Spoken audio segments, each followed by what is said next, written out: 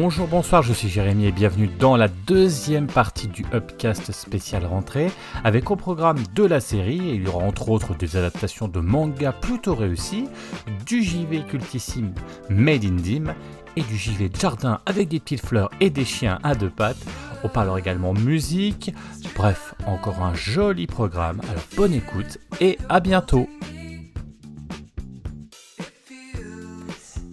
Allez, deuxième partie, on enchaîne avec, si ça vous va, les séries, parce que là aussi, il y avait pas mal de choses, des entrées fracassantes, et même si on voulait pas en parler, je pense qu'on sera obligé quand même d'en parler un petit peu. Mais j'ai vu, alors, personne n'a mis le nom à côté, parce que je pense qu'il y avait un petit côté honteux de pas mettre son nom à côté de cette espèce de truc. C'est la saison 3 de The Witcher. Qui a mis ça ? C'est moi. C'est lui. Vas-y, The Witcher, qu'est-ce que t'en as pensé ? Écoute, on l'a dit ici, les gens qui nous suivent savent combien certains d'entre nous ici ont été fans de la saison 1, parce qu'à part Yao qui déteste la série, je pense que tout le monde a adoré la saison 1 pour son côté clairement. cheap.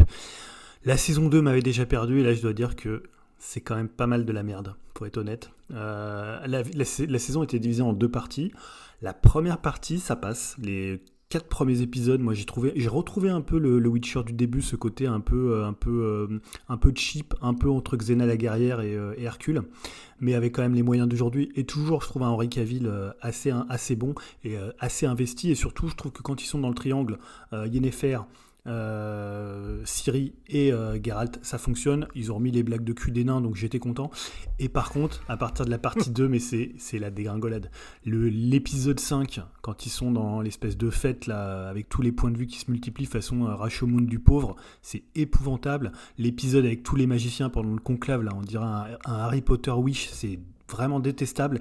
Et après il y a un épisode 7 encore plus dramatique avec Ciri dans le désert, c'est la dernière tentation du Christ, mais voilà, version Netflix. Non, c'est horrible. La deuxième partie, j'étais là, mais j'en pouvais plus. J'ai même pas encore vu le dernier épisode pour te dire à quel point de tragédie j'étais. Je trouve que c'est un ratage total sur la deuxième partie. Ça se barre complètement en vrille. Je suis le premier désolé, parce que pour le coup j'aime bien quand même la série, et j'avais un petit plaisir coupable dans la première partie. Mais là, je vais avoir du mal à regarder la quatrième, surtout que ce sera sa dernière saison, Henry Cavill. Voilà. Donc pour moi, c'est très oubliable. Voilà. Je comprends pourquoi il se barre. Moi, j'ai regardé le premier épisode. Il y a une espèce de combat dégueulasse. Ah, c'est bien, c'est la meilleure partie de la saison, je te le dis.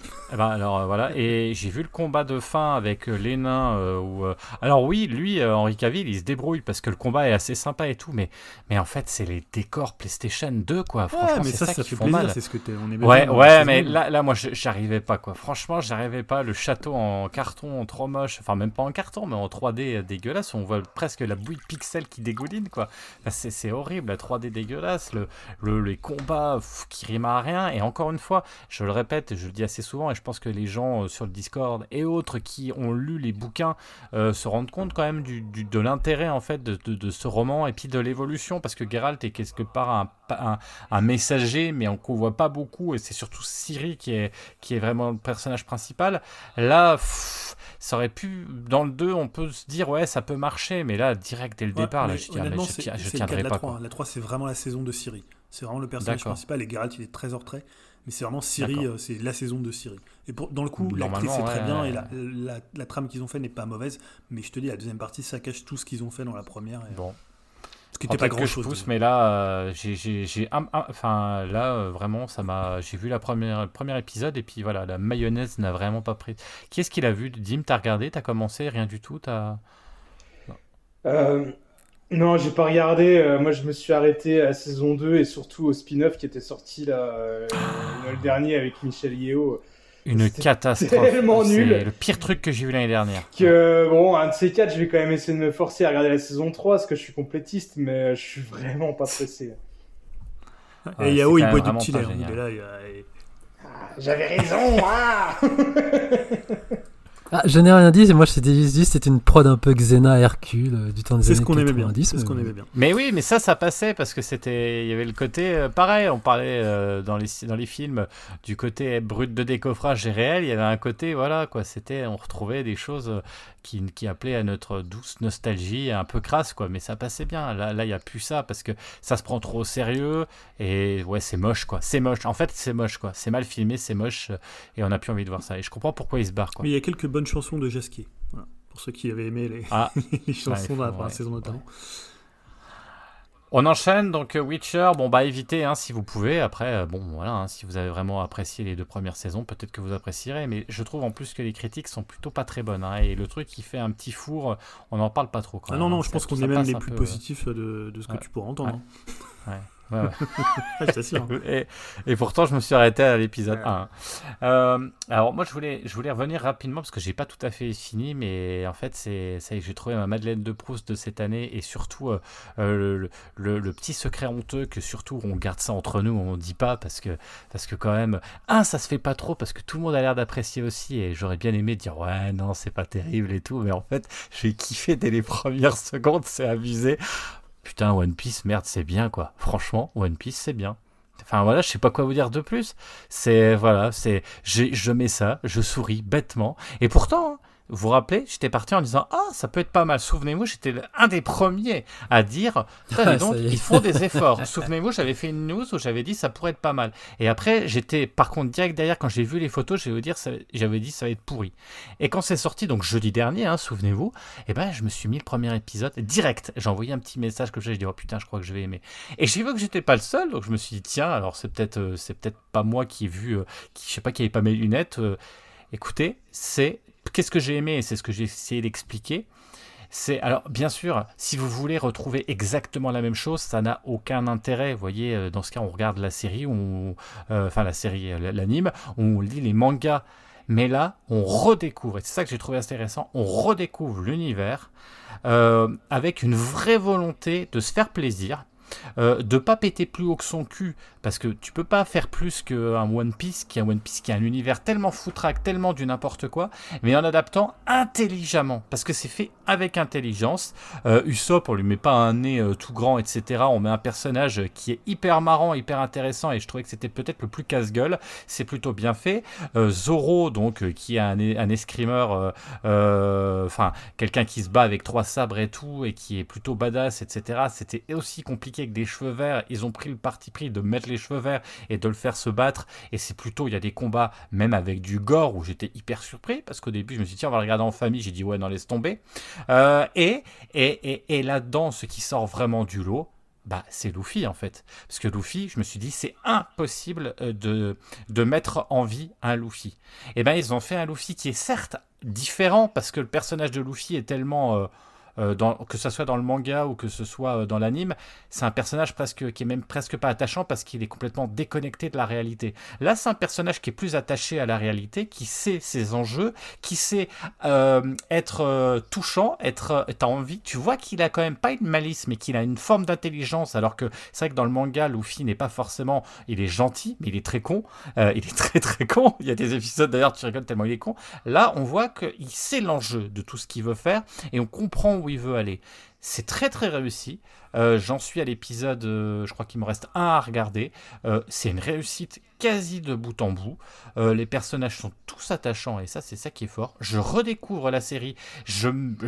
J'espère. Alors je sais que c'est la série qui a coûté plus cher. Ça coûte plus cher même que par exemple que Game of Thrones. C'est 18 millions. Enfin je sais plus combien. Enfin c'est ça. 17. Ouais c'est ça. Il faut se rendre compte que c'est un énorme truc.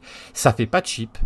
C'est bien foutu. Ils ont réussi à équilibrer entre les effets spéciaux, effectivement, qui pouvaient être aussi un peu foireux, les personnages qui pouvaient l'être, parce que tout peut être foireux dans ce truc-là. Ça marche bien. Vraiment, je vous le conseille. Regardez pour ce que c'est. C'est une adaptation. Ce n'est pas vous pouvez regarder, lire le manga, c'est un style. Vous pouvez regarder la série, l'anime, c'est un style. Vous pouvez regarder cette série qui a un style.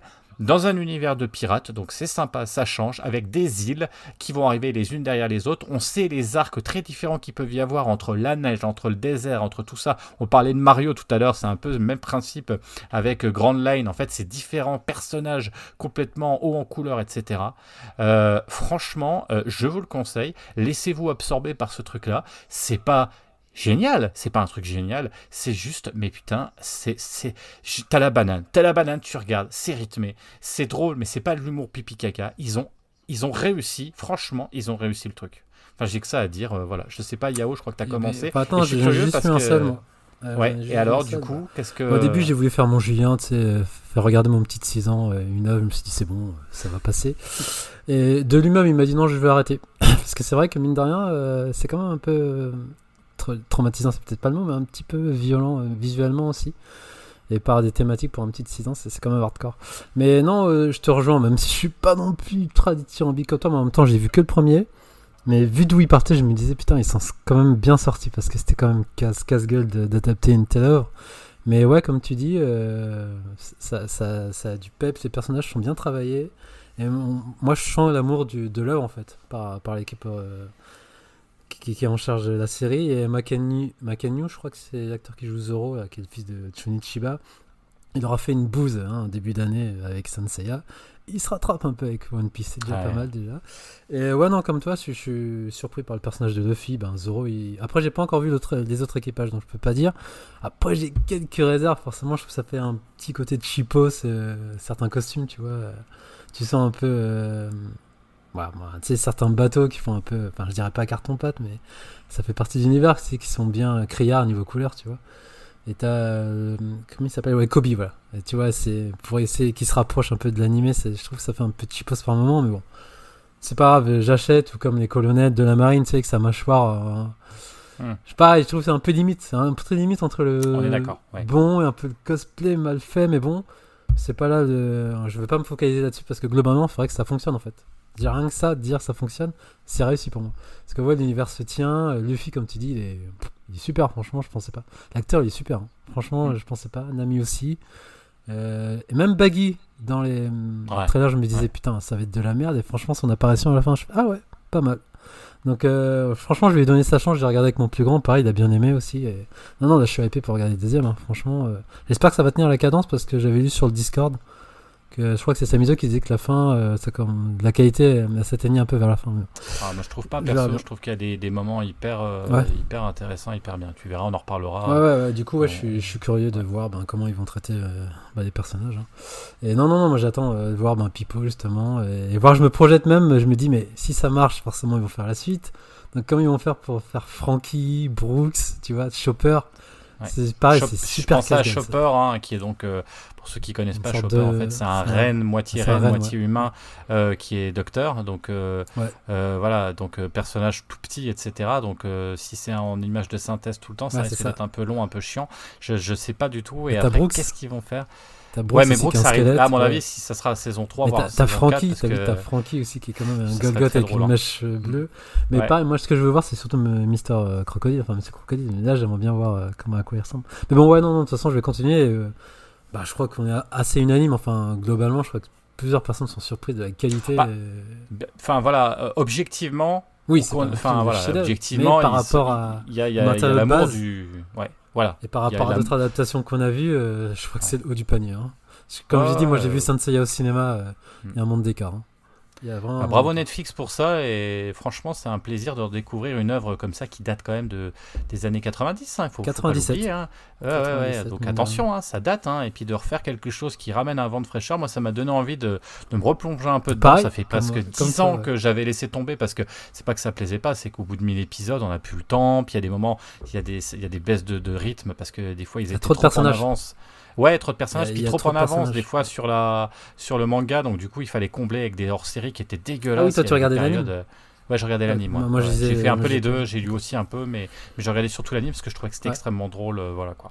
Bref, je voulais pas en parler ce soir, mais vu que j'en ai encore regardé deux et je me suis dit que ça vaut quand même le coup.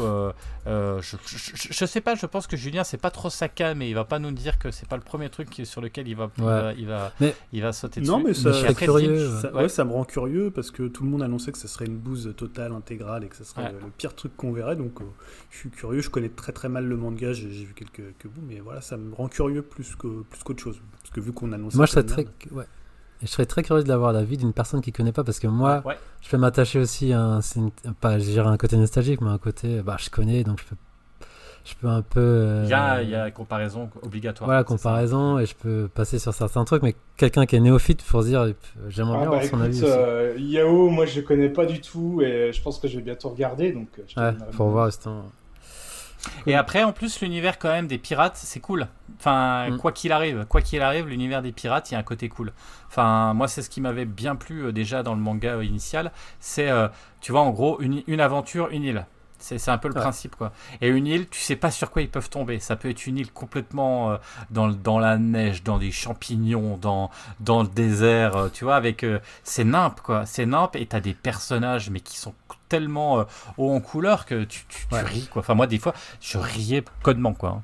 Et je te Ouais. dirais, par contre, par rapport à Arnon, que j'ai vu quand même un trailer, je me dis, ça passe, ça va piquer des yeux, je pense. J'ai un peu de mal. Moi, j'ai Ouais. vu un peu, ça passe D'accord. très bien pour l'instant, ça m'a pas Ok. choqué. Alors après, c'est tellement facile, je trouvais ça. Alors, c'est moi qui dis ça, alors que c'était le premier à le faire, c'est ça qui est quand même assez drôle. Mais c'est tellement facile de prendre une photo un peu n'importe comment et puis de dire, regardez comme c'est dégueulasse.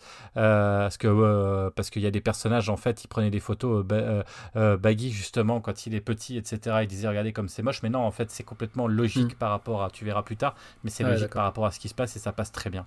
Donc, non. Ok. Voilà, hein, ça cartonne, donc je pense que je dis même pas je vous conseille pas de le voir. La Oui, majorité mais des c'est gens plus l'ont un des déjà plus gros vu, ont succès. déjà Là, terminé. C'est je un crois que ça a énorme carton. dépassé Stranger Things et mercredi. Ouais, je ça a crois. dépassé Lupin. Enfin, vous voyez, des œuvres de qualité, quoi. Il y a pas de souci. Et donc, non, c'est un gros carton. Et je lisais un article, c'est que même avec le carton que ça fait, ils sont pas sûrs que ce soit rentable parce qu'il faut que ça Ah soit ouais. un méga giga carton pour pouvoir D'accord, être ok. rentable, puisque ça coûtait 18 Mais c'est millions une par blinde, quoi. épisode. Donc, du coup, même avec ça, ils sont pas sûrs de pouvoir faire une suite. Même si là, s'ils font pas de suite, je pense que les gens ils vont brûler Netflix, quoi. Donc, je pense qu'il y aura une suite. Et là, je vais vous dire que c'est là où aussi on verra s'ils ont les coronets pour pouvoir poursuivre dans la lancée d'un lancement d'une nouvelle, d'une offre quand même assez singulière, puisque c'est un manga qui n'est pas que avec, effectivement, c'est ça aussi, faut le dire. Ce qui est marrant, c'est que c'est vraiment un casting avec des Mexicains, il y a des gens des pays des Balkans, il y a des gens asiatiques, il y a de tout, et ça c'est génial aussi, c'est-à-dire qu'ils ont vachement bien réadapté avec une espèce de multinationale de personnes en couleur. Non, franchement, voilà, on va pas passer épiloguer dessus, enfin, Ouais. je dis ça fait 10 minutes que je suis dessus, mais voilà, c'est plutôt une réussite, et je vous invite et je vous encourage, Julien et puis Dim, à regarder, et je serais vraiment curieux de savoir ce que vous en pensez. Voilà, ce petit bonbon acidulé, drôle et coloré et qui fait plaisir.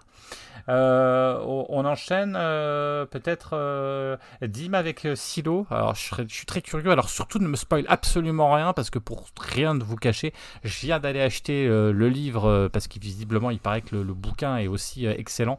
Donc je préférais partir peut-être sur le livre. Je ne sais pas pourquoi, même si je sais que Julien l'a vu aussi et qui voudra aussi Oui, puisque c'est moi qui donner son l'avais avis. lu. Bah, je crois que c'est Julien qui l'a noté, mais moi je veux bien rebondir aussi. Hein. Vas-y, Pardon, Julien, pardon, commence. pardon, bah, Mais... ne vous battez pas, les amis. Non, mais celui qui veut prendre la parole en Non, premier. mais c'est parce que je voilà. vois que je conseille cette série depuis des semaines et que Dim l'a conseillé une fois et Jérémy s'est dit « Ah mais ça a l'air bien, Silo, je vais acheter le bouquin ». Bon voilà, blague à part, c'est une des séries de l'année, je trouve, et une des séries de l'année sur Apple TV, qui prend un peu la suite. Alors, c'est pas forcément une comparaison, voilà, c'est pas forcément deux séries qui sont complètement en commun, mais un peu ce qu'avait fait Severance la saison dernière, c'est-à-dire une série qui part un peu d'un principe entre guillemets complotistes. C'est-à-dire que donc on est dans un futur dystopique, des gens vivent à l'intérieur d'un silo, ne savent rien de ce qui se passe à l'extérieur, donc ils ont vécu toute leur vie, ils savent pas ce qu'il y a eu avant le silo. Et c'est une série qui va parler de ce qu'est la vérité, de ce qu'est le mensonge, de ce que peut nous cacher. Alors on peut étendre ça au gouvernement, au pays, voilà, tout ce qu'il y a de complotistes, de conspirationnistes dans notre siècle. C'est une série qui peut peut-être un petit peu décevoir, alors pas forcément dans les premiers épisodes, mais on va dire qu'il y a 2 épisodes où tu te dis tiens, la série elle va partir sur quelque chose. Je vais pas spoiler, et les 3 épisodes d'après, on est plus sur une enquête, on est plus sur un nouveau personnage qui est joué par Rebecca Ferguson, et après la série arrive à se retourner dans la dernière partie, et je trouve que c'est vraiment une très grande série, et surtout, si vous avez été un peu frustré de si peu voir Rebecca Ferguson dans le dernier Mission Impossible, là voilà, c'est vraiment du Rebecca Ferguson show, elle est extrêmement physique, extrêmement impressionnante, extrêmement... Voilà, elle a une intensité aussi dans son jeu. Moi, je trouve que c'est vraiment une actrice excellente. Il y a aussi Common, le rappeur, pour ceux qui ont... je ne savais pas qui jouait dans des séries. Je sais qu'il a fait quelques films, mais il est vraiment excellent. Ouais. Il est vraiment excellent. Et il tourne beaucoup, hein. Il tourne beaucoup. Ouais. Je l'avais jamais reconnu, moi c'est là que je me dis merde, c'est Common, je vois le truc et je me rappelais pas du tout la tête qu'il avait à l'époque où il faisait du rap, je sais même pas s'il en fait encore. Voilà, je l'avais totalement un peu zappé des radars. D'ailleurs, il fait des excellents albums, hein. Putain, attention, si vous connaissez pas, allez-y. Oui, les tu veux albums, dire encore maintenant ou Non, je parlais à l'époque, ouais, il y a eu des sorties de psychopathes, quoi. C'est des putains d'albums. Et voilà, donc c'est une série qu'on peut pas trop raconter parce que c'est une série, si tu spoil quelque chose c'est assez compliqué, mais moi je trouve que c'est une série passé ce petit côté un peu intrigue au milieu, un peu voilà, qui est moins intéressant parce qu'à un moment donné, c'est ce qu'on dit là dans le marketing, c'est déceptif, c'est un peu là, tu t'es dit, 2e épisode, 3e épisode, je vais voir ça. Et en fait, non, ils te disent non, tu vas pas voir ça. Tu l'as un peu plus tard, mais voilà. Et voilà, je trouve que c'était vraiment une très très bonne série en termes de qualité, d'acting, en termes d'écriture. Je connais pas le bouquin de base, hein, tu nous diras si c'est bien, qui est sorti il y a une dizaine d'années. Et voilà, je trouve que Apple TV, ils font quand même assez peu de séries. Mais quand même, il y a quand même beaucoup de qualité. Je trouve pas ça aussi fort que Severance, dans le fait où Severance avait ce côté du monde du travail, quelque chose d'un peu plus contemporain, et les sous-intrigues étaient encore, je trouve, mieux développées, et notamment grâce au casting. Mais voilà, je trouve que c'est vraiment une des très très bonnes séries. Je sais pas ce que toi t'en as pensé, Dim. Je pense que t'as tout dit, quoi. Je suis entièrement d'accord avec toi. C'est vrai qu'il y a un petit ventre mou dû à l'enquête qui est pas forcément des plus intéressantes. Mais moi, le pilote, ça faisait longtemps que j'avais pas autant accroché à une série, mais comme ça, d'un coup, où j'avais envie d'enchaîner, de voir ce qui allait se passer. Ça m'a fait un peu penser aussi un peu à Lost, hein, série à mystère comme ça. Ça faisait longtemps que j'avais pas vu une série comme ça. Aussi, après Lost, il y a eu quand même pas mal de séries qui ont un peu essayé de surfer sur la vague, mais qui n'étaient pas forcément hyper intéressantes. Mais là, le concept est ultra fort. Surtout moi, je suis franchement vachement blasé. Je crois que je l'avais dit pour le podcast pour The Last of Us. Je suis un peu blasé, moi, de tout ce qui est un peu ambiance post-apo et tout. Alors bon, là, ça apporte autre chose que du post-apo. Mais j'ai tout de suite été emporté direct par la série, que j'ai vraiment vite enchaîné. Et, pareil, Rebecca Ferguson, ça va devenir une de mes actrices préférées. Enfin, j'ai toujours bien aimé, mais là, elle donne tout dans cette série et c'est vraiment excellent. Il y a Tim Robbins aussi qui est dedans, ça faisait longtemps que je ne l'avais pas vu. Qui est à la fois inquiétant et en même temps parfois assez paternaliste, qui est un personnage intéressant. Super acteur, j'étais content de le revoir. Premier épisode, c'est quand même une série qui est un peu spéciale parce que le premier épisode, tu suis des personnages que tu retrouveras plus forcément ou beaucoup moins après.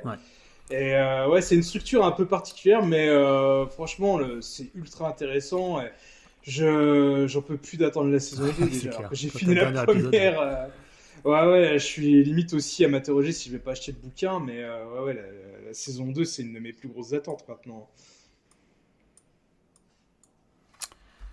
Bah écoutez, vous m'avez donné envie, mais je veux absolument lire le bouquin avant, parce que visiblement le bouquin est excellent, donc je vous dirai. De toute façon, j'enchaînerai les deux. Il est assez trapu, hein. Visiblement il fait 700 pages là, donc je pense que ça va me prendre un petit peu de temps, et je crois qu'il y a 3 tomes, donc du coup, je vais déjà lire le... ça allait... Après il y a les origines, et après, je sais plus, c'est en 3 parties. On pourra te dire quand s'arrête la série une fois que tu auras lu le premier, comme ça tu sauras si tu peux enchaîner le... Ouais, exactement. Et voilà. Mais je me suis dit, tiens, j'avais terminé 2-3 bouquins. Je me suis dit, tiens, j'ai envie de me lire un gros pavé. Et puis, il y avait ce côté un peu, le dôme. Moi, je sais pas, il y avait ce côté-là. Et il y avait ce côté aussi, ça me fait vachement penser à un bouquin qui s'appelle Les Monades. Merde, j'ai oublié le nom. Où justement, ça se passe dans des grandes tours. Je sais pas si vous avez déjà lu. Ça se passe dans des grandes tours où en fait, on n'a pas le droit de sortir de ces tours parce que si on sort, eh ben, en fait, on meurt asphyxié. Et du coup, ouais, c'est le même principe. Et en fait, c'est de Silverberg, ça s'appelle les Monades. Et en fait, plus tu es haut dans les étages et plus tu es riche en fait. Et donc c'est assez intéressant. Ouais. Voilà, c'est un peu le principe. Et ça me fait vraiment penser à ça. C'est les Monades quelque chose, j'ai oublié le terme. Mais si vous l'avez jamais lu, c'est une nouvelle de Silverberg qui fait des trucs excellents. Et celui-ci est très très bon et ça me donne vraiment envie. Et j'espère retrouver un petit peu cette ambiance un peu voilà où on sait pas trop ce qu'il y a à l'extérieur, mais on sent quand même qu'on se fout un peu de notre gueule. Enfin, c'est un peu le principe de ça. Oui, c'est vrai que donc après, on l'a pas dit, mais il y a cette idée de classe sociale selon l'étage dans lequel tu te là trouves. aussi, ah ouais, d'accord. Du ça. silo. Ah oui, d'accord. Donc ils ont quand même repris vraiment pas mal de choses. Voilà, ça s'appelait les monades urbaines en fait. Et Voilà. je sais pas si tu l'as précisé, Julien, j'ai peut-être pas fait gaffe, mais tout ce qui est décor et tout dans la série, j'ai trouvé ça vraiment génial parce qu'au final, on passe 10 épisodes, quasiment 10 heures de notre vie à regarder des personnes gambader dans un silo, ce qui pourrait vite être lassant. Mais pas du tout. Enfin, j'ai trouvé que tous les designs de chaque étage, les décors et tout, c'était vraiment hyper travaillé et super intéressant. Enfin, ça fourmille de petits détails qui te donnent envie d'en savoir plus. Alors, sûrement des détails qu'on a sûrement dans le livre, mais en tout cas, je trouvais ça vraiment passionnant. Bon bah écoutez, un super conseil. On va enchaîner avec les séries et terminer avec Yao avec 2 séries. On va commencer par Sanctuary. Je crois que j'en avais déjà parlé. Ouais, moi, t'en avais parlé, tu m'avais conseillé. ouais. J'ai rattrapé ça cet sumo, été. ça, c'est avec les sumo. Ouais, c'est ça, et exactement. j'ai adoré. Ouais. Franchement, comme tu disais, c'est addictif. Et une fois le premier épisode fini, je voulais voir le second, puis ainsi de suite. Et puis la réal est de toute beauté. Il y a des effets pareils, stylistiques, et, notamment, je crois que c'était le dernier épisode de l'avant-dernier épisode, avec le héros principal qui croit gagner, mais c'était toute une autre pirouette. Donc, ouais, non, franchement, les persos sont attachants. Enfin, tout est parfait dans cette série, en fait. J'ai passé un très très bon moment. Et je sais pas si j'ai envie de voir une saison 2, comme tu disais. Je sais pas, peut-être la saison en elle-même, elle suffit à. Ça pourrait suffire. Suffire, mais après, je suis curieux de voir comment ils peuvent développer ça. Mais non, franchement, ouais, grosse claque. Hein. Je m'attendais pas à ça, notamment le monde du sumo, qui est dépeint comme ça. Puis voir tous ces acteurs imposants, niveau. Et des très belles scènes de combat. Au niveau corpulence, ouais, franchement, grosse claque. Ouais. Merci avec des gens investis. Ouais, c'est vrai que c'est plutôt pas mal, c'est plutôt bien. Voilà, si vous l'avez pas vu, foncez. On peut que vous le conseiller. Et tu voulais parler aussi de Primal. Ouais, c'est une série animée de 2 saisons de 2010, qui a commencé en 2018 et qui s'est terminée en 2022 a priori. C'est réalisé par Genndy Tartakovsky, c'est le réalisateur de Samurai Jack. Et, je crois que c'est des Powerpuff Girls, et en français c'est des... je sais plus comment ça s'appelle. Ouais, j'ai plus le titre en français. C'est des 3 meufs, c'est comme des Sentai, des super-héroïnes, enfin bref. Donc le pitch dans un univers préhistorique anachronique et fantastique. La série met en scène les liens d'amitié improbables qui se tissent entre un homme des cavernes nommé Spear et une femelle tyrannosaure, un T-Rex nommée Fang, dont l'espèce est sur le point de s'éteindre alors qu'il est dû poursuivre dans un monde primaire et violent, peuplé d'espèces préhistoriques ou fantastiques et de diverses tribus d'hominidés. Donc en fait cette série, ce qui est dommage, c'est qu'elle n'est pas facile d'accès. C'est pour la voir, donc il faut passer par, je crois, Adult Swim, mais vu qu'Adult Swim, c'est pas évident à... Ouais, Jim, tu veux un truc? C'est par le pass Warner sur Amazon Prime, tu peux l'avoir. Ouais, ce que j'allais dire, donc il faut passer par Amazon Prime et encore souscrire à un autre abonnement. Enfin bref, je trouve ça assez galère pour la choper, donc je me suis dit, je vais pas me prendre la tête, je vais acheter des Blu-ray qui sont pas trop chers. Et comme ça, moi, j'aurai une trace physique et je vais faire comme mon Jérémy, préservation du patrimoine culturel. Donc Voilà. Donc ouais, que dire, moi j'ai adoré, c'est une grosse claque, tant sur le plan visuel que émotionnel. La particularité de cet animé, c'est qu'il n'y a pas de dialogue, sauf un en particulier, mais enfin voilà, j'en dirai pas plus. Et donc le héros grogne, et le T-Rex aussi il grogne, donc c'est vraiment que par ces gestuelles là qu'on comprend. En fait, ils communiquent entre eux que comme ça, en grognant, en gueulant, et tous les attirent. Forcément, t'as un humain et un T-Rex, donc ils sont pas censés cohabiter, mais vu qu'ils ont subi les mêmes traumatismes, au fur et à mesure des épisodes, ils vont s'attacher, voire même pas s'entretuer, mais se détester, enfin s'attacher, se rabibocher. Donc je trouve que c'est très bien dépeint ce duo et cette relation. Et tout est dans les attitudes des personnages, leurs émotions sont dépeintes à travers leur action. T'as certains épisodes qui sont très poignants, donc je pense notamment celui avec des mammouths je me suis dit, wow, j'étais sur le cul, la finalité de cet épisode, je m'attendais pas du tout à ça. Et pareil, dans la saison 2, il y a des épisodes assez déstabilisants dans notre rapport à ce duo, car il va se passer un événement qui va faire changer totalement notre point de vue sur ce duo. Donc, et je trouve ça assez inhabituel de traiter ça dans les séries. Donc, tout n'est pas manichéen. Donc, il y a le bien et le mal en nous, en fait. Voilà. Donc, ça dépend vraiment les êtres humains, tout simplement, leur relation vis-à-vis d'eux et vis-à-vis d'autres personnes, et tout ça sans dialogue. Donc je trouve ça hyper fort, et la DA, je trouve que c'est une beauté folle. J'adore le côté rugueux des designs, et c'est ultra violent par contre. Et c'est terminé ça, en fait, tu l'as dit, c'est terminé a priori, ouais, c'est en 2 saisons je crois. Je sais pas s'il y en a une de prévue, je pense pas, vu que là il a enseigné sur un autre projet, je crois que c'est Unicorn Wars, si je dis pas de bêtises. D'accord, ouais, j'ai vu ça. Et donc le sound design il est top aussi, même les dialogues de Spears et de Fang et Cocorico, le studio La Cachette a bossé en partie dessus, et le studio La Cachette, j'en avais déjà parlé, mais pour rappel, ils ont bossé sur Love, Death and Robots, ils ont fait des segments, et sur Star Wars Vision 2 aussi, et notamment un des fondateurs a réalisé Ernest et Célestine, le 2, donc un des réalisateurs de La Cachette. Donc ouais, c'est des grosses pointures en studio français, quoi.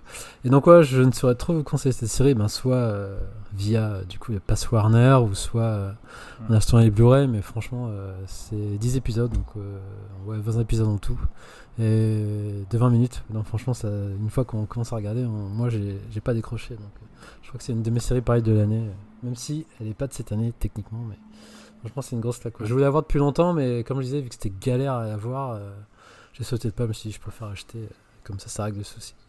Donc c'est Primal, voilà. Eh ben, merci Yao pour ce conseil. On va en terminer avec les séries. Donc, vous voyez encore pas mal de séries, puisqu'on avait parlé de Witcher 3. Donc là, ça, vous essayez de virer ça parce que ça sert à rien. Mais il y a du One Piece, il y a du Sanctuary, il y a du Primal et il y a Silo. Donc un peu de tous les styles, encore une fois. Et c'est vrai que ça présage du bon aussi pour leur suite, s'il y en a. Alors pas pour Primal, mais pour la suite. Ou pas, parce que c'est aussi des one-shots. Donc ça, c'est plutôt pas mal. Silo, ça, vous nous l'avez pas dit, ça sera aussi du... Mais comme c'est une série un peu à énigme, donc on ne saura pas trop. Mais voilà, ce sont plutôt des bonnes choses, et je vous propose que nous passions à la partie jeux vidéo, parce que là aussi il y a eu pas mal de choses. Décidément, cet été 2023 nous a réservé quand même beaucoup de contenu, et c'est pour ça que nous avons ce qu'on appelle un épisode gras, c'est-à-dire qu'il y a beaucoup de choses, et j'espère qu'on n'a pas perdu tout le monde. Julien, je l'entends plus, ça se trouve il a fait une petite sieste. Dim, là il a perdu un œil, et je vois qu'il lutte. Greg, ça fait belle lurette qu'on l'entend plus parce qu'il s'est barré. Et puis Yao, lui, fidèle à lui-même, il est en train sûrement de jouer à Pikmin, parce qu'il y a des moments qui sont peut-être un petit peu longs. Voilà, donc je vous mets un petit peu le contexte. Là, on n'est pas alors à mi-parcours, on a avancé, rassurez-vous, mais effectivement, vous voyez, vous pouvez vous le faire en plusieurs fois, parce que là, c'est un peu le marathon des œuvres de l'été, quand même. Je vous dis, il y a quand même pas mal de choses. Julien, ça va, tu tiens le choc? Oui, moi ça va, tu sais, je me couche tard, mais je pense surtout à Dim, là, il est déjà tard, il s'élève tôt, donc c'est pour ça que... Dim, il a son sourire commercial quand il est face à son boss à Metz, à la mairie, vous voyez ce que je veux dire? C'est quand on lui demande de faire un boulot d'en plus, voilà, et il a ce sourire-là, c'est-à-dire oui, je vais le faire, mais vous me faites chier, les gars. Mais nous, on le sait parce qu'on le connaît, mais son boss ne le sait pas. N'importe quoi. Bon, écoute, jeux vidéo, je te laisse la parole, du coup, Dim, ça va te réveiller un peu en même temps. Non, je te trouve très actif d'ailleurs, et je trouve que tu as tes yeux qui sont très ouverts. Donc justement, tu vas nous ouvrir les yeux aussi sur Final Fantasy, le dernier, un jeu auquel tu as joué et qui me tente aussi, mais on n'a pas le temps parce qu'il y a beaucoup trop de jeux en ce moment, on l'a déjà dit. Mais tu vas nous dire un peu ce que tu en as pensé. Sur tes combien d'heures déjà que tu as passé dessus? Oh là, j'en suis à peu près 35-40, on va dire. Ah oui, tu as des maths, tu commences seulement, quoi. Ouais, j'ai l'impression que j'ai quand même déjà bien avancé. Je pense que je dois être à peu près à 70% du jeu, j'imagine. Non, il a pas l'air si long que ça, hein. Bon, après, je me plante peut-être, ça se trouve, il va y avoir tout un pan qui va s'ouvrir, voilà. Mais en tout cas, enfin, moi, je suis pas non plus, justement, un grand connaisseur de Final Fantasy. Mais j'avais envie de me laisser tenter par celui-là. Je sais pas si c'était la meilleure porte d'entrée, hein, parce que de ce que je connais quand même de Final Fantasy et de ce que j'ai déjà pu jouer de la saga, celui-ci avait quand même bien l'air différent des autres. Là, on peut pas vraiment même parler de RPG pour le coup, hein. C'est plus du beat'em up à la Devil May Cry, avec beaucoup de narration aussi, et du coup, juste, on va dire, une petite pointe légère de RPG. Et je peux comprendre qu'une bonne partie des fans n'ait pas adhéré au jeu, hein. Mais bon, moi personnellement, je suis quand même assez un gros fan de RPG, mais pas spécialement de Final Fantasy. J'ai quand même bien accroché à celui-là. Alors c'est surtout dû en partie à l'histoire, hein, une histoire que je trouve qui est assez prenante. Alors même si les influences sont vraiment évidentes, voire même trop évidentes, hein, parce que c'est vraiment le parfait mélange entre Game of Thrones et l'Attaque des Titans. Mais alors vraiment, genre vraiment, hein, on retrouve toutes les ficelles, tous les types de personnages de ces deux œuvres-là, vraiment, mais tous les clichés, tout ce qu'on peut retrouver dans ces deux œuvres-là, on les a dans ce jeu. Alors si ça avait été un animé, un film ou une série, j'aurais trouvé ça vraiment mais hyper abusé. Mais dans un jeu qui me permet de vivre des combats mais méga épiques avec des titans, des grosses batailles hyper dantesques, ça me plaît bien. Et quand je parle de combats épiques, je plaisante pas, hein. Les combats de boss mais sont super impressionnants. Même tout à l'heure en off, avec Greg, on en parlait. Il avait vu un combat il avait regardé sur YouTube. Il était sur le cul, quoi, tellement que c'était épique, vraiment au possible. Et c'est des combats qui sont assez longs, hein. Les boss, tu les bats pas comme ça. Mais ils sont hyper bien faits, c'est pas répétitif. Il y a des cutscenes qui te montrent d'autres éléments, ça change de décor. C'est ultra dynamique. Et si t'as beaucoup de combats qui se transforment vite en baston de kaiju ultra jouissif, donc ça c'est vraiment trop bien. Par contre, ouais, s'il y a quand même un bon défaut dans le jeu, et encore, je sais même pas pour moi si c'est vraiment un défaut, parce que ça permet aussi de respirer, et c'est vraiment le rythme du jeu qui est vraiment particulier, parce qu'on alterne tous ces moments-là, hein, que je vous ai expliqué, ultra épiques au possible, avec des passages, voilà, mais qui sont ultra secondaires, enfin des quêtes annexes vraiment molles. Et encore, je dis molle, je reste poli, mais c'est vraiment des quêtes ultra bateau et FedEx au possible, comme aller livrer des repas à des personnages où on s'en fout complètement, ou un marchand qui se fait attaquer par des monstres et on va l'aider, quoi. C'est ultra bateau. Mais heureusement, il n'y en a pas non plus tant que ça, hein. Ça empoisonne pas trop le jeu. Et le jeu est quand même beaucoup plus fourni et concentré sur son histoire principale, qui, comme je disais, est vraiment super classe. Donc voilà, je vais pas encore vous donner mon avis définitif, parce que comme je l'ai dit, je pense que j'en suis à peu près à 70% du jeu. Donc voilà, mais bon, en tout cas, moi j'adore et je pense qu'il sera vraiment hyper bien placé dans mon top de fin d'année, hein. Ok, bah écoute, moi je le ferai aussi, hein, un peu plus tard quand j'aurai fini d'autres choses qui me prennent beaucoup de temps en ce moment et où j'aimerais bien quand même avancer et terminer, sinon on n'en verra jamais le bout. Je pense à Zelda, bien évidemment. Mais en tout cas, c'est quelque chose qui me donne envie et je pense que ça sera plutôt proche de Noël et je l'attaquerai. Même si tu me rassures pas en me disant c'est du Devil May Cry, bien que c'est pas que j'aime pas du tout, c'est juste que là, si tu disais la porte d'entrée pour du FF16, après il n'y a pas de porte d'entrée, je pense, pour du Final Fantasy, parce que ça a tellement évolué, ça existe depuis les années 80, donc forcément tu te doutes bien entre la NES, la Super NES, entre la PlayStation, entre tout ce qui s'est passé, entre les jeux en ligne, entre les jeux qui ne sont pas en ligne, entre les actions, enfin, il n'y a pas de bonne porte d'entrée. Après, si je peux te conseiller, tu fais un set qui a été refait, enfin, je sais même pas, c'est impossible à dire, parce que même le set qui a été reboot, c'est pas du tout la Ouais, ça je l'ai scientifique fait, mal hein. Voilà. Après, voilà, il y a le 6 qui est juste mythique, t'as le 7 qui est excellent. Moi, mon préféré, ça va être le 9, tu vois, que j'ai refait il y a 2 ans, en fait. Je l'ai refait il y a 2 ans sur PlayStation, que je trouve génial parce qu'il y a un côté vachement épique et vachement enfantin avec des superbes graphismes. Et il a pas pris une ride, donc je crois il a même été réédité. Après, ils sont tous, enfin voilà, il faut tâter du Final Fantasy. Ah C'est long, oui, je vais en faire d'autres, voilà. je vais en faire d'autres. Surtout que là, il y a les Voilà. Pixel Remaster qui sont sortis, voilà, Ouais. quoi, il y a de quoi faire. Voilà, après, voilà, il faut aimer le style aussi, c'est du tour par tour, ça a pris des fois des coups de vieux, vous savez, quand vous pouvez pas faire 2 pas et hop, vous popez un ennemi, il faut l'attaquer, des fois, faut aller farmer comme un gros malade et puis il faut des fois faire du level up parce qu'on peut pas avancer. Ça, c'est défaut, ça, il faut avoir le temps, ça a pris peut-être un petit coup de vieux en 2023, vous mettez ça à un gamin, il voudra jamais jouer à ça. Après, voilà, c'est du RPG, c'est des fondateurs du RPG tout simplement avec du Dragon Quest, donc il faut y aller, au moins en faire un, et après, il y a pas de meilleur, il y a juste en fait, en fonction du scénario et de l'affect, allez-y vers l'un ou l'autre. Julien, toi, t'es pas trop FF, hein, je crois Non, que t'en as... j'ai fait le Ouais. 6, le 7 et le 10. Ah oui, quand même, ouais. Oui, parce qu'à une époque, quand tu jouais beaucoup aux jeux vidéo Ouais. japonais, c'était quand même assez difficile de passer à côté. Ouais. Après, ça fait pas partie de mon panthéon des Ouais. meilleurs jeux de rôle. J'aime beaucoup le 6. Voilà, après, je m'en suis un petit peu lassé. Là, ce qui me tentait justement, contrairement à toi, c'était plutôt ce côté jeu d'action, finalement. Oui, je comprends.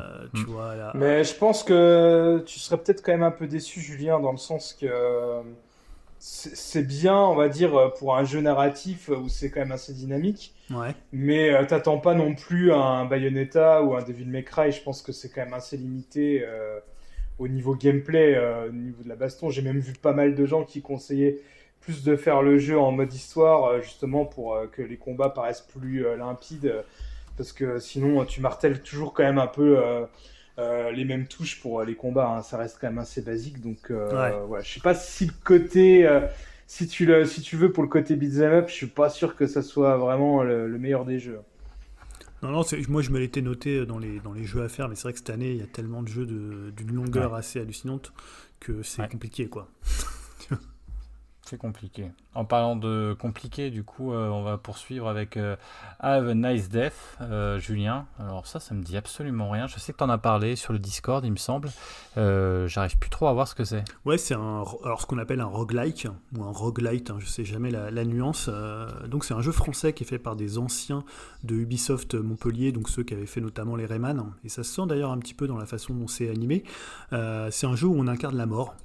Mais une version quand même assez déconnante de la mort, puisque elle a son petit café, elle a évidemment sa faux et sa petite cape, et elle dirige une entreprise qui est l'entreprise finalement de mort, qui fait passer les vivants de vie à trépas, et elle a plein de problèmes, presque de problèmes de ressources humaines dans l'entreprise de la mort. C'est-à-dire qu'il y a le type de la sécurité qui fout rien, il y a le nouveau stagiaire ou nouvelle stagiaire qui est hyper assidu, mais qui est en même temps un peu faux cul. Voilà, il a plein de problèmes avec plein de gens autour de lui, et il fait une sorte de burn-out, et ça c'est remis à l'idée du roguelike, c'est-à-dire quand tu meurs, tu passes en burn-out et tu recommences au début dans les locaux de Death Inc. Ce qui est assez marrant, c'est que c'est fait par des anciens d'Ubi, et on sait tout ce qui s'est passé sur les crushs qu'il y a eu chez Ubi, et ils font comme ça des petites références à cet univers-là. Moi j'aime bien le lore, mais je suis pas un gros fan de ce lore-là, ça va être vraiment pour les gens qui aiment bien, tu vois, The Office, Caméra Café, il y a plein de petites références à tout ça, et un petit peu pour ceux qui ont fait des jeux de rôle, à quelqu'un qui s'appelait, je crois que je dis qu'il s'appelait parce que je crois qu'il est mort, c'est Croc, qui faisait notamment Innominé Satanis Magna Veritas, qui étaient des jeux de rôle dans les années 90, qui étaient assez connus, où il y avait cet humour comme ça, un peu assez rentre-dedans, alors beaucoup plus gore et cul chez Croc, mais pour le coup, là, il y a un peu ce côté-là. Et alors après, évidemment, je parle du lore, mais c'est surtout un roguelike, et comme tous les roguelikes, là, il y a je veux dire, il y a quand même une base très fortement inspirée de Hades, puisque vous avez un hub central, et en même temps, après, vous allez dans les différents biomes, et vous allez garder des éléments de vos divers runs, hein, c'est le principe du rogue. Moi, ce que j'aime beaucoup dans le jeu, c'est qu'il est hyper dynamique. Il a vraiment un côté où... voilà, on dit au revoir à Dim en même temps, Have a nice death, on va lui dire aussi, mais peut-être plutôt Have a nice sleep. Ouais, finir à deux, hein, les piliers de barre. Ciao tout le monde. Salut à toi Dim. Salut Dim. Et oui, après la partie roguelike, moi je la trouve assez intéressante et notamment la partie combat. Et déjà, il y a un truc qu'il faut voir, c'est la direction artistique du jeu. Honnêtement, je pense que si le jeu avait été repéré, notamment dans les. Je crois qu'il avait été présenté lors des Game Awards. Voilà, regardez au moins un trailer, ça bouge vraiment bien. Il y a un côté parfois un petit peu Tim Burton dans la façon dont les personnages sont chara-designés et donc c'est animé. Et voilà, surtout, c'est un roguelike qui est assez dur. Je vais pas te cacher que c'est un des rares jeux où je suis passé parfois en run en mode un peu plus facile parce qu'il y avait vraiment des boss qui me posaient des soucis. En fait, c'est pas vraiment un souci, mais le jeu a des boss assez nombreux et surtout avec beaucoup de patterns, un peu comme tu vois, tu prendrais Cuphead et Hollow Knight, mais qui sont des die and retry, donc qui sont pas des roguelites, avec des boss qui sont assez complexes. Généralement, tu vois, un jeu comme Hades, les quelques boss, ils ont pas des patterns hyper compliqués, c'est-à-dire qu'au bout de 3-4 fois que tu les affrontes, bah, tu vas à peu près comprendre comment ils fonctionnent. Là, honnêtement, t'as des boss, putain, ils ont des patterns, mais on dirait Cuphead. Tu vois, t'es vraiment dans le die and retry.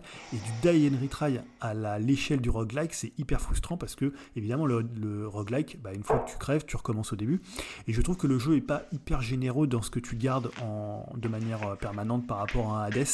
Voilà, donc ça peut le rendre un peu hermétique parce que c'est vraiment un jeu pour les gens qui aiment vraiment le rogue et qui aiment quand même la difficulté, même si comme je dis il y a des moyens d'adoucir un petit peu parce qu'il y a un mode de jeu un petit peu plus facile où il baisse un peu les dégâts que tu subis, il donne quelques options et honnêtement voilà, moi j'ai utilisé ce mode là pour pouvoir continuer dans l'histoire puisque au fur et à mesure que tu avances tu débloques des bouts d'histoire un petit peu comme Hades et honnêtement j'ai trouvé que c'était un très très bon jeu et en fait c'est un jeu auquel je suis hyper addict même si finalement des fois je me dis putain je suis là, je fais une run et je sens que ça va mal se passer que ma run, j'ai pas les bonnes malédictions, j'ai pas les bonnes armes, je sens que ça va mal se passer et je suis un peu vénère. Tu sais, un peu comme tu as joué à Returnal et parfois à Returnal, tu as des. Alors, Returnal est beaucoup et aussi te tape dans la tronche aussi, mais parfois tu te lances dans une run et tu te dis putain, là ça va pas le faire. Ouais, ça pue. Dès Voilà, le départ, tu sens que je l'ai fait, mais. T'as pas la bonne arme, t'as pas le bon truc. Hades, t'arrivais toujours à t'en sortir parce qu'il y avait des combinaisons d'armes entre les différents dieux, mais en même temps, j'y reviens toujours et je me dis putain, allez, là je vais le finir en normal, je vais le battre enfin, ce putain de vieux boss de la fin qui me saoule, et en même temps, j'avance dans l'histoire. Donc voilà, c'est un jeu, il est disponible sur Switch et PC, pas sur les autres consoles.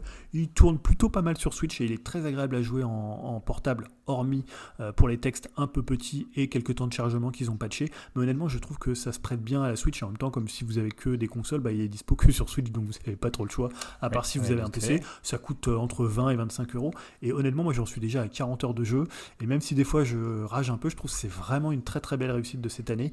Et je trouve que le studio, là, donc studio français qui s'appelle, je vais quand même dire leur nom, c'est Magic Design Studio. Et c'est publié par Gearbox.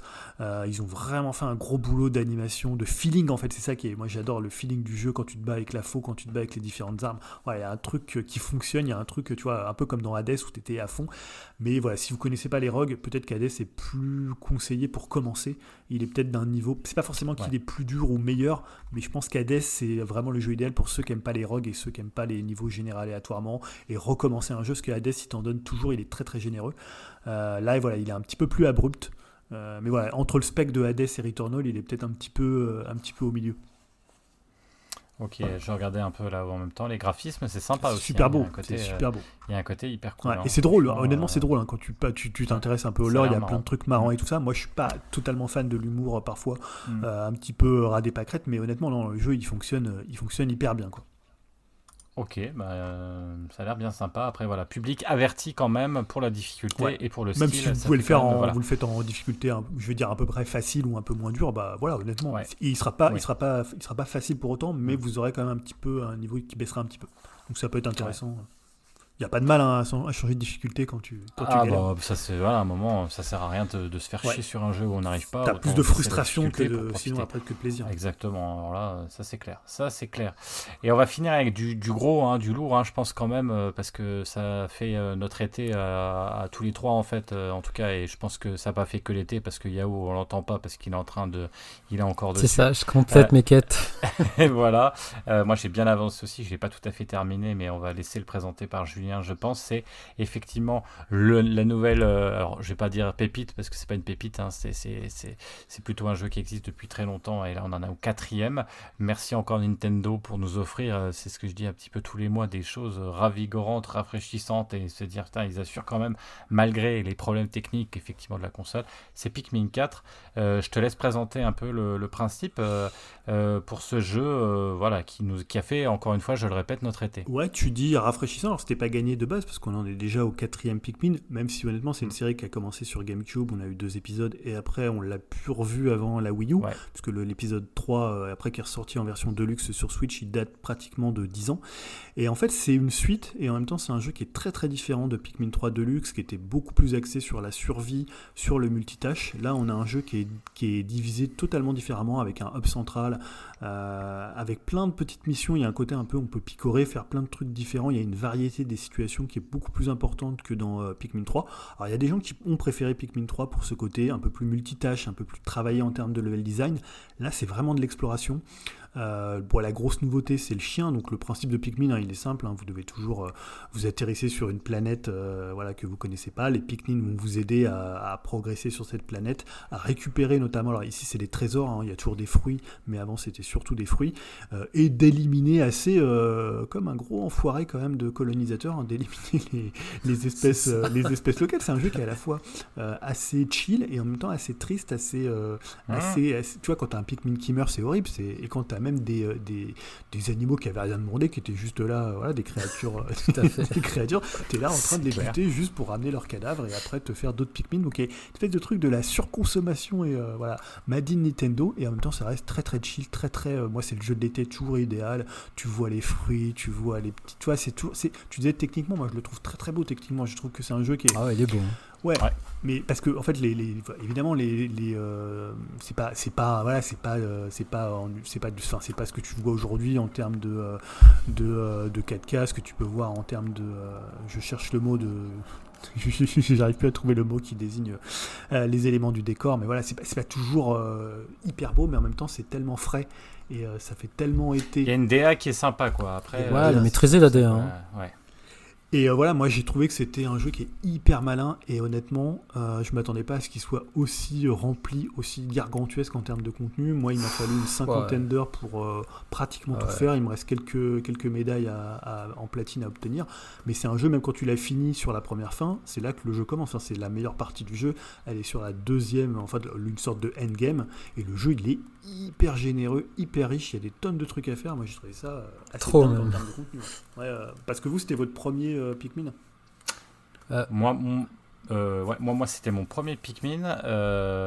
Je voyais de loin toujours ce truc un peu obscur qui me faisait penser à Lemmings, et un Lemmings mélangé à Chérie, j'ai rétréci les gosses. Donc ça m'intéressait de loin, mais comme j'avais pas les consoles adéquates à l'époque, donc du coup je me suis pas forcément intéressé.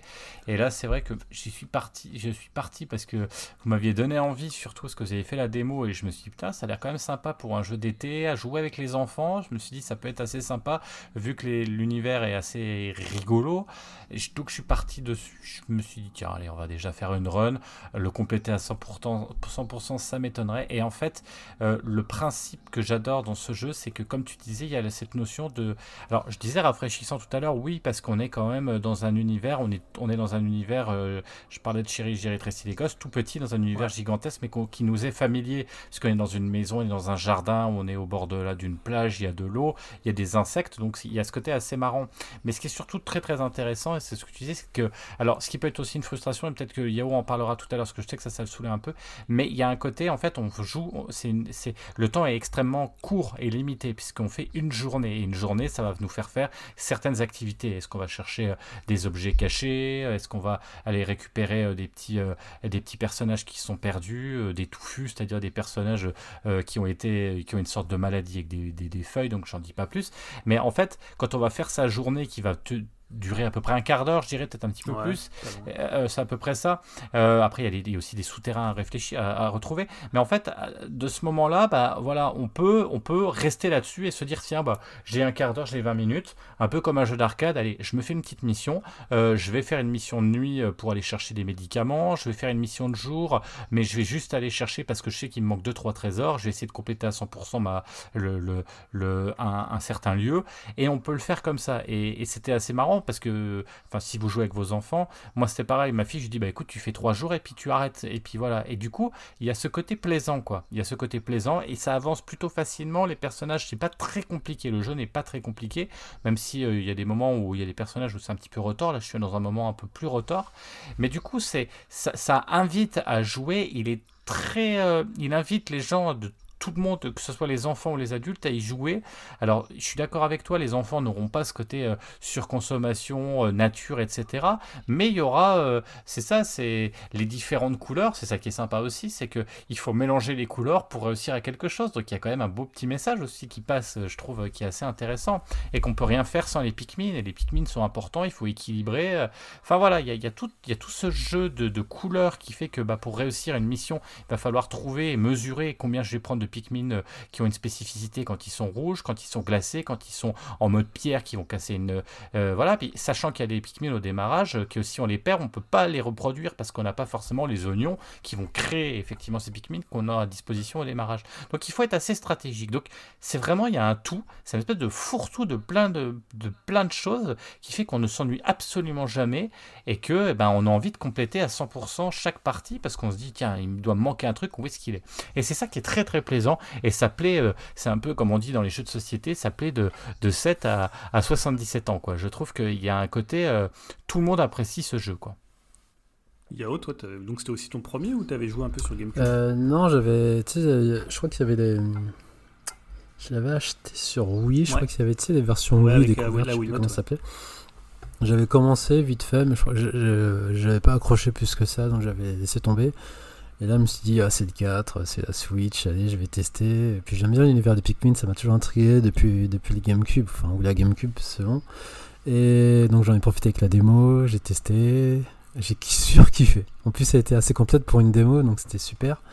Et puis mon petit, pareil, juste le fait de pointer le viseur et de lancer des cailloux, ça lui a fait sa journée, donc allez, je me suis dit, je vais le prendre.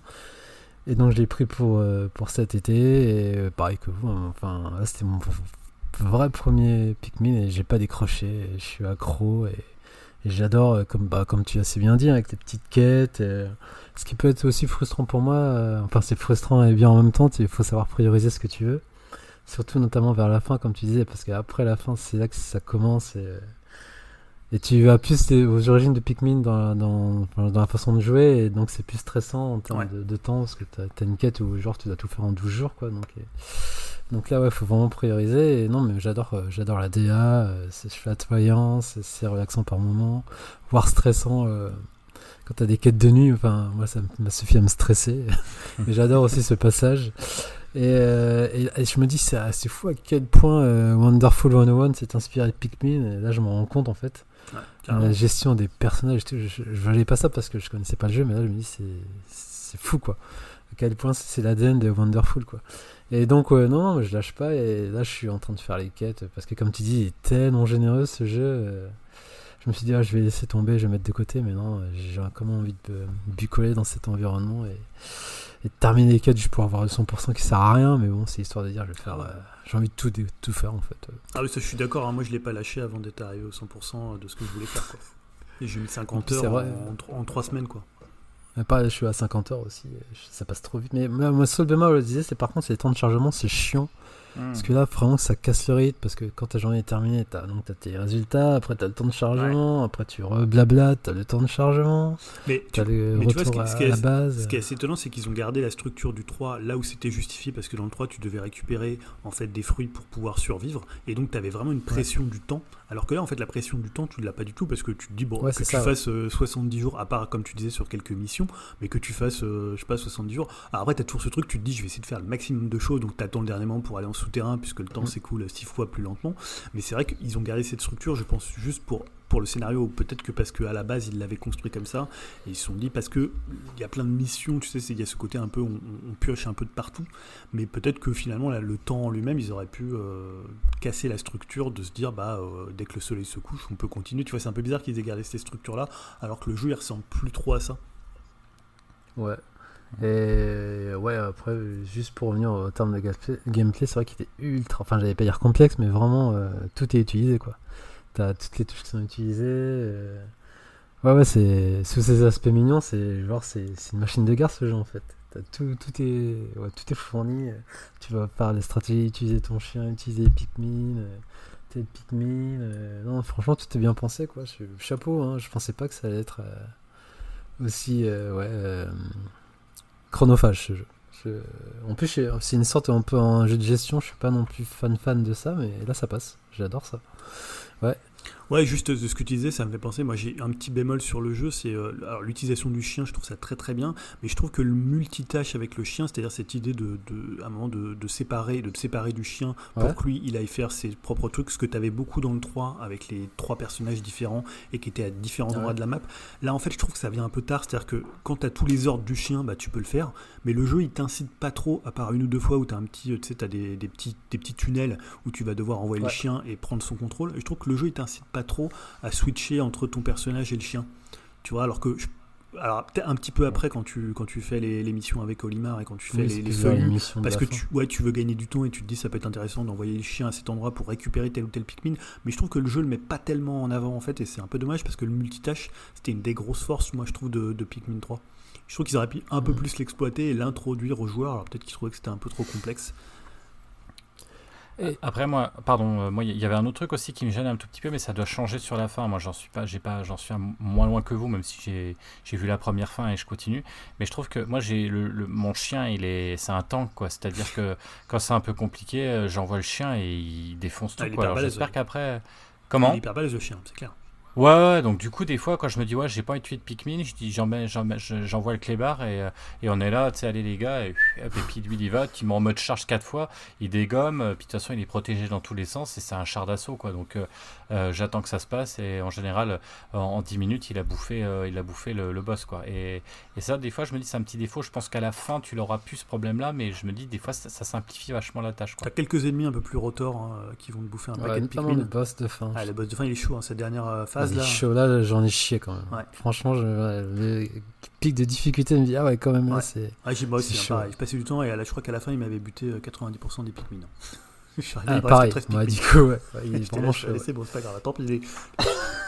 Et il y a un truc, moi, je voulais souligner, c'est que tu parlais du côté un peu, tu sais, pour tout public. Mais en fait, je trouve qu'il y a toujours eu dans Pikmin et pour ce que fait Nintendo dans l'écriture, en fait, les personnages de Pikmin, il y en a qui c'est un peu des enfoirés. En fait, tu vas en récupérer plein. Franchement, tu vois, par exemple, la principale Shepard, qui est la commandante, qui est très, très, très, très basée un peu sur Brittany dans le 3.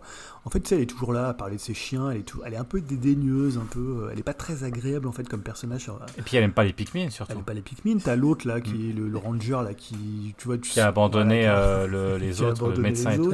T'en as, c'est des gros capitalistes qui viennent juste exploiter la planète. C'est vrai que t'as une galerie de personnages, c'est fou. C'est des gros. T'en as, c'est des gros enfoirés. T'as envie de leur dire mais vous êtes des gros cons quoi. J'ai même pas envie de vous aider. En fait, tu le fais quand même. Et je trouve que tout le temps ils arrivent à avoir ce double niveau d'écriture entre eux, un truc un peu sympa et en même temps un truc où les personnages ils sont plus. Tu vois, c'est pas Mario ou Luigi quoi. Ils sont pas ultra sympas quoi. Ils ont tous leurs petits caractères, ils te racontent des anecdotes, tu vois, un peu sur les chiens et tout. Je trouve toujours assez bien écrit. Et il y a toujours ce côté, je trouve que c'est un jeu assez mélancolique aussi, parce que tu sais, quand tu quittes la planète et que tu vois les Pikmin en bas, quand la nuit arrive, quand tu butes des ennemis et tout, ils ont une façon de mourir, moi, qui me fait toujours un peu un petit pincement au cœur. Tu sais, les gros avec les yeux qui ils sont là. C'est ça. Alors, ils ont l'air un peu cons et t'es content de les buter, ou même les araignées, tout ça, ou même ceux qui volent et tout. Ouais, c'est ça. Mais t'as quand même un petit truc où tu te dis, j'arrive sur la planète. Ils ont rien demandé, quoi. Ils ont rien demandé, en fait. Oui, c'est ça. C'est exactement ce que tu dis, ils sont en train de faire leur sieste et tu viens les emmerder. C'est clair. Mais oui, quand tu vois qui fait la sieste, t'es tellement content de te dire putain, cet enfoiré, je vais l'éclater en balançant des Pikmin Rock dessus pour qu'il crève direct. Et c'est ça, attends, puis en plus, on lui balance des Pikmin dans le dos, quoi, tu vois, parce que c'est quand même vraiment le truc de merde. Et c'est vrai que c'est. Et tu sais, quand tu envoies toutes tes Pikmin, à ma fille, t'envoies toutes tes Pikmin dans le dos. T'envoies toutes tes Pikmin d'un coup et tu vois sa barre de vie qui descend à une vitesse, t'as une espèce de satisfaction en disant putain, les rocs là, ils l'ont défoncé. Alors qu'en fait, c'était juste un pauvre boule qui était avec ses petits et qui se baladait dans son petit jardin. Est-ce que c'était déjà présent dans les autres volumes de créer, customiser, c'est un grand mot, mais son personnage de départ? Parce que là, du coup, tu peux avoir ton Pikmin comme tu veux. C'est avec ton explorateur. C'est la première fois que tu peux. Et la couleur, du coup, et tout. Ouais, c'est la première fois que tu peux le faire. Ouais. Avant, c'était des personnages imposés.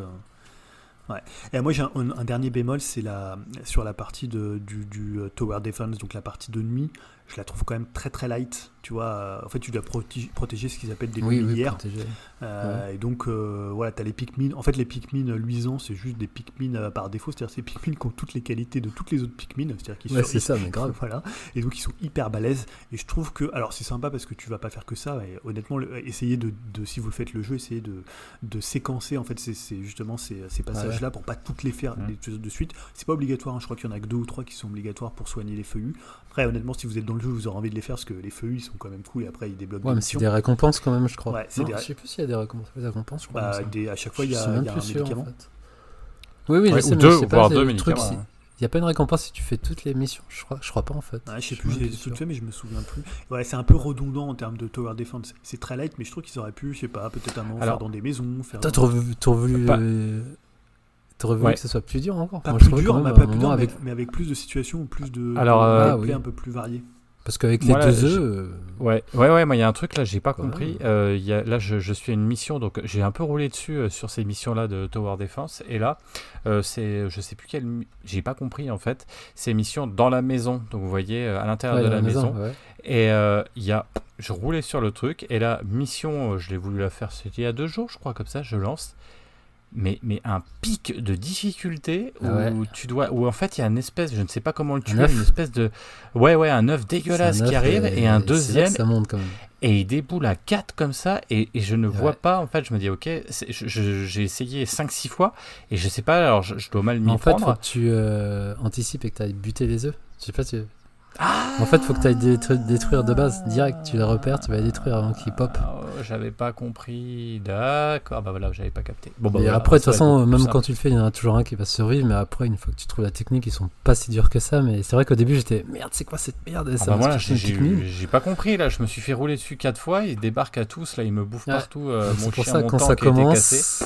Quand ça commence, tu te traces vers eux et tu les élimines direct. D'accord, je n'avais pas compris. En fait, moi, j'essayais de buter tout le reste pour me consacrer qu'à eux, alors qu'il fallait plutôt buter eux et laisser les autres. Ok. C'est marrant parce que tu sais, là, d'en parler, en fait, ça me rend hyper nostalgique du jeu. En fait, je suis presque deg de l'avoir fini. Et le problème, c'est qu'il n'y a pas de New Game Plus, c'est-à-dire qu'une fois que tu as nettoyé toutes les maps, les ennemis, ils sont plus là. Ouais, c'est vrai que c'est paisible. Hein, après, tu traverses le truc, il n'y a plus personne. C'est un peu dommage. Et j'aimerais bien qu'ils fassent. Je pense qu'ils vont faire une mise à jour avec. Ils l'avaient fait pour le 3 avec un mode salé où ils vont peut-être rajouter des défis, notamment en Dandori. Parce que le Dandori est tellement cool, ils ont réussi à vraiment bien le conceptualiser. Dandori, c'est marrant. Et dans le 3, tu l'avais, mais c'était un truc à part. Le mode défi, là, ils l'ont intégré à l'intérieur du jeu et c'est hyper bien. Moi, j'adore les Dandori chrono. C'est vraiment mon préféré. Quand tu veux les médailles et tout, il faut vraiment te dire, tiens, je vais faire ça et tout. Il y a un espèce de truc. Il y en a qui sont durs quand même. Ceux du feuillu, là, putain, du gros sage feuillu, là, je sais pas, j'ai vu des mecs faire des platines et tout ça, je sais pas comment ils font. Mais j'ai envie de m'y remettre, tu vois, je suis là, j'étais tellement bien dans le jeu, tu vois, tout l'été, là, je jouais qu'à ça tout le temps, genre des fois je jouais 5-6 heures par jour, et enfin vraiment le jeu il m'a rendu ouf, mais dans un bon sens du terme où j'étais là et j'étais bien en fait dans le jeu, quoi. J'avais pas envie de le lâcher et j'étais deg que ça soit fini, même s'il est long, hein, je veux dire, quand tu passes 50 heures sur un jeu comme Pikmin, si il est long, il est très long. C'est une bonne durée de vie, quoi, franchement. C'est une bonne durée de vie. Après, effectivement, si vous aimez les jeux plus courts, vous pouvez vous le faire aussi avec la fin, un petit. C'est dommage. C'est ça aussi, hein. C'est parce qu'il y a des gens, ils ont un peu peur. Là, on parlait de durée de vie. Là, c'est vrai que les jeux à l'heure actuelle, en ce moment, on revient sur Zelda, mais on revient sur d'autres où il faut avoir le temps et des fois c'est un peu compliqué. Là, vous pouvez avoir déjà une fin et puis.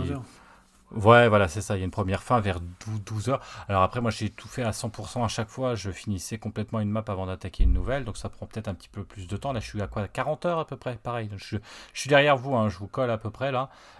Mais c'est juste là, j'ai plus trop le temps. Tu peux carrément observer tous les trésors que tu trouves dans tous les sens. Là, il y a une pornographie des trésors, des fruits, des trucs et tout. Il y a des puzzles avec des chiens, mais c'est vraiment des fois il y a des trucs. Ouais, il y a plein de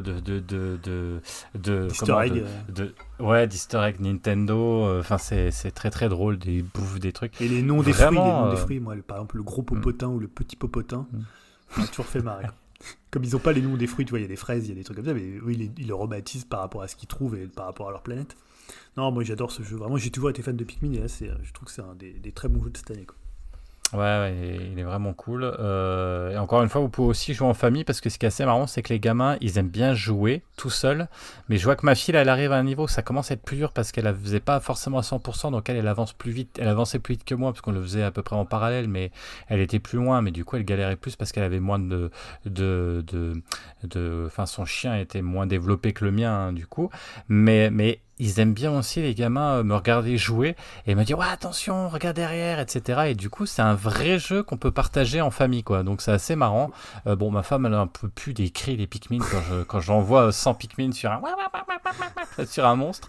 Des fois, elle dit mais vous êtes cinglé avec votre truc. Mais ça plaît à tout le monde. C'est le jeu qui plaît à la famille aussi, malgré la difficulté. Donc à un moment donné, vos gamins, vous leur dites viens avec moi, on le fait ensemble.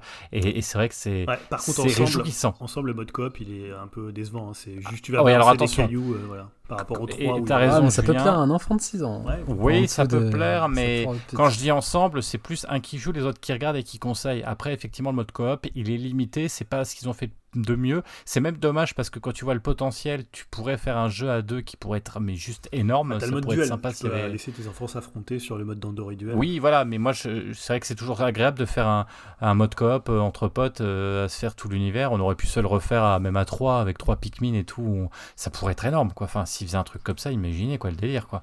Il n'y a pas de mode en ligne alors. En fait, c'est bizarre. Non. Après, ça reste un jeu solo, Pikmin. Hein. Depuis le 3, ils ont rajouté le mode coop en campagne. D'Andori, tu vois. Ah oui. Oui, ils auraient pu faire du duel d'Andori. Ouais, mais il y a potentiel même de cet univers-là de le partager, quoi. Ça pourrait être génial, quoi. Ça pourrait être vraiment très drôle, quoi. Mais bon. Après, mesdames de chez Nintendo, n'hésitez pas, pour le 5, faites un truc coop. Ouais, et dernière chose, vous ne laissez pas avoir par la démo, parce qu'elle est super la démo, mais par contre, il y a au moins 3/4 d'heure de blabla, qui n'est pas très Nintendo d'ailleurs. Moi, je trouve ça toujours très drôle parce que j'adore l'univers, mais la démo, elle commence sur 30 minutes où ça parle beaucoup, et après, vous avez la possibilité de faire l'intégralité de la première map.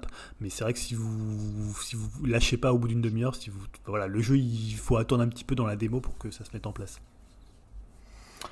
Bon, en tout cas, vous l'aurez compris, Pikmin 4, ça a été notre jeu de l'été, et pas que nous d'ailleurs. Hein, je crois que ça fait quand même à peu près à l'unanimité. Hein, c'est quand même une valeur sûre encore made in Nintendo. Bravo encore une fois, parce qu'ils ont ils enchaînent quand même les jeux sympas. J'aimerais bien rallumer la PlayStation 5 quand même, donc ça serait bien que Nintendo arrête de nous faire des choses comme ça, parce que il y a quand même, c'est quand même assez hallucinant l'enchaînement qu'ils nous proposent, parce que on dit ça, mais il va falloir finir Zelda derrière, hein, Julien. Je te rappelle quand même qu'il nous reste un paquet de châteaux et que si on le finit pas là, après on n'aura plus le temps parce qu'il y aura d'autres choses. C'est pas grave, je finirai plus tard. Il y a encore Starfield qui arrive.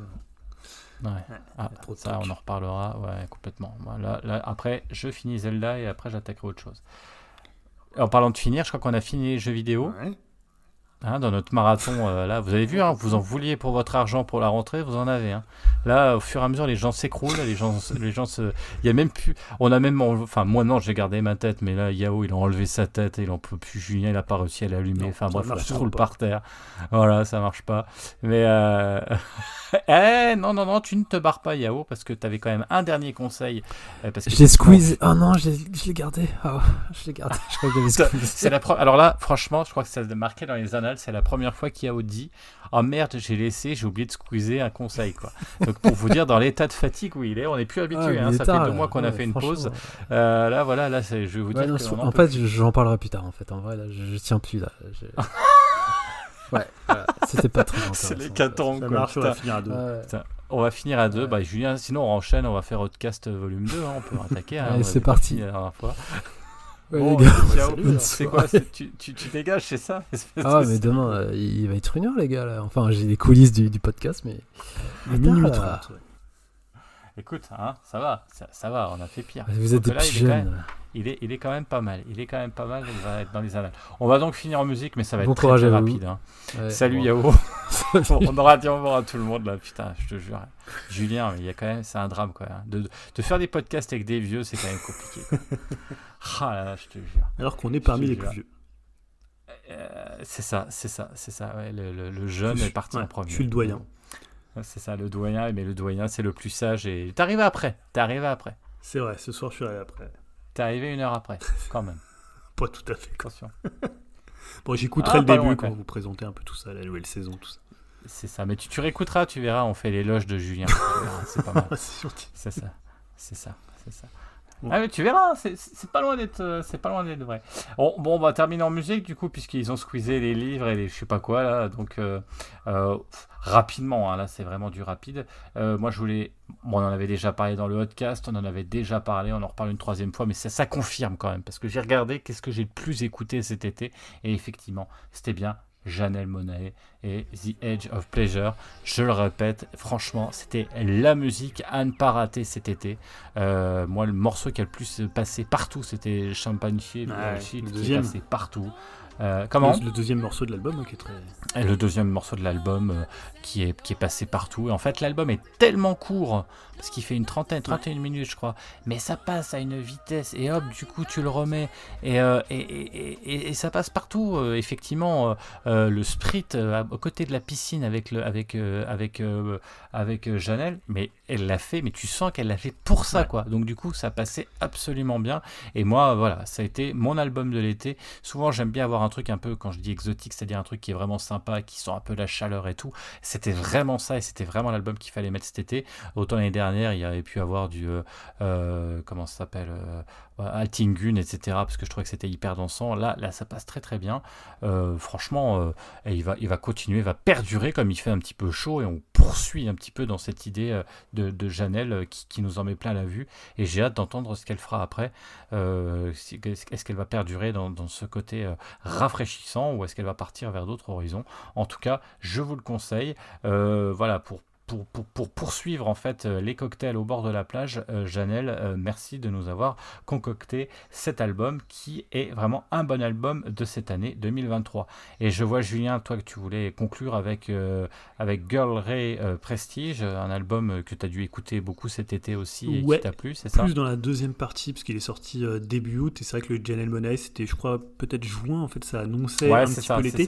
Et en plus, moi, avec Janelle Monáe, j'adore l'album, mais en fait, ma femme et ma fille n'aiment pas du tout. Voilà, elles ont une espèce d'aversion, je ne sais pas pourquoi, dès qu'elles entendent un son de l'album, de la jalousie, parce qu'elle voit que tu apprécies beaucoup cette jeune femme, je pense. Non, mais alors, tu vois, en plus, je pensais que ce serait un album qui serait, tu vois, qui marcherait sur tout le monde. Tu vois, je me dis, voilà, tu l'entends, comme tu disais, t'es près de la piscine, t'as envie d'un petit cocktail, et là, non, je ne sais pas, c'est une question de son. Alors, moi, je le mettais tout le temps, tu vois, je trouvais que cet album, c'est comme tu dis, t'as 30 minutes, tu le mets, tu le remets, alors ils avaient l'impression de l'entendre, donc voilà, ça n'a pas trop marché au niveau de la famille. Ah merde! À part mon fils qui aime bien, ouais. mais voilà, je ne sais pas pourquoi, peut-être pour un peu s'opposer aux autres, mais voilà, ça n'a pas trop marché.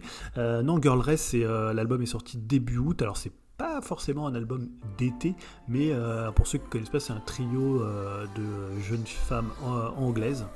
Je sais plus d'où elles sont, peut-être je ne sais plus, nord de Londres. Voilà, il faut toujours préciser quand même si c'est de Londres, si c'est de Brighton, si c'est je ne sais pas, l'accent n'est pas forcément le même, et le son non voilà, plus. Effectivement, c'est un peu comme aux États-Unis quand t'as un groupe qui est de New York, mais est-ce qu'il est de Brooklyn ou pas, tu vois. Donc c'est leur troisième album. Moi, c'est un groupe que j'aime beaucoup, et j'ai envie de dire que l'album il est à peu près proportionnellement aussi bon que la pochette et l'aide. Voilà, je sais pas si tu veux la pochette, je ne l'aime pas du tout, on voit les lettres sortent.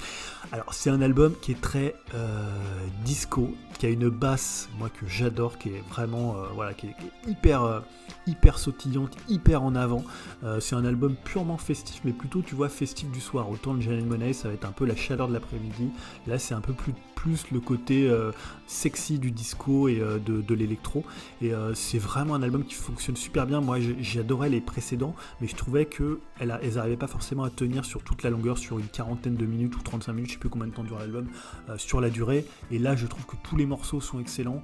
Il y a, comme je dis, c'est vraiment le son du disco, mais dans le bon sens du terme. Pas le disco à la papa, quand t'avais, comme certains trucs qu'on a pu faire de disco en France.